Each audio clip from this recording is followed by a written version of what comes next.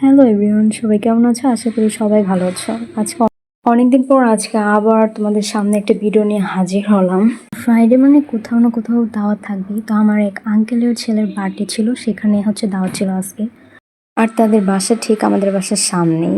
আর ওনার ছেলের বার্থডেতে উনি আসলে পুরো বিয়ে কপি করছে, মানে গেট সাজাইছে, বাসা পুরো লাইটিং করছে। আমি তো দেখে অবাক যে এইটাকে বার্থডে। তো এখানে আমরা সবাই বসে পড়েছি খাওয়ার জন্য। এখানে হাত হাত ওয়াশ করে নিচ্ছি ভালো করে। এরপর আমাদেরকে সালাদ দিল, পোলাও নিয়ে আসলো। এখানে অনেকগুলো আইটেম ছিল।